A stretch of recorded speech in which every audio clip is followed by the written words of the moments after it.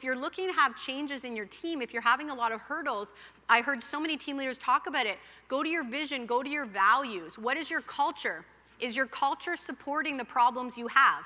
I know that's hard as team leaders to see. Is your leadership sending out an example for the problems you're facing in your team? Is that actually coming from you? Your culture comes from you guys until you're big enough to be self-sustaining. Really key.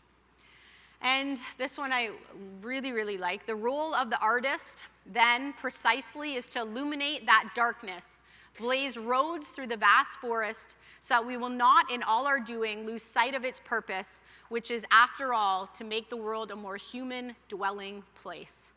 Right? We're not here just to sell a bunch of houses. We're here to be more expansive beings. We're here to build other leaders. And when we do that, what's really cool, we sell more houses, right? It's really cool. When your focus is on being a better person, on being a more expansive person, on building the right environments, you actually sell more. But when your focus is on sales and on selling, you're usually in a stuck formula, because sales and profit are a byproduct. They're not a goal. They're not a goal.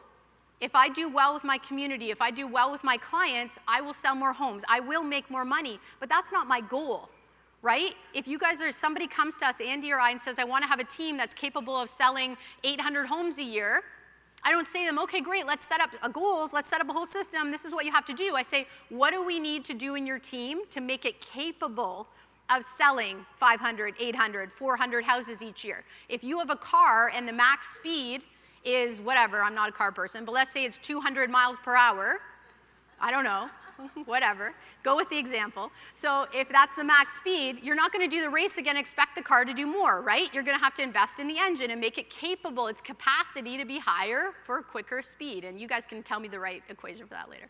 But the point is, you need to invest in the actual business and capabilities of the people in it. So for me, this is probably the most important thing that we have talked about today, and it's that idea that, again, combining our heart, again, with our logic, with our principles, allows us to expand who we are. It takes us out of the commodity conversation. It allows us to be consultants. It allows us to raise our industry.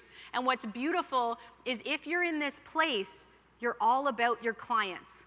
You're all about your clients. You're all about serving other people. And people who are commodity-based and transactional-based, they can't compete with that.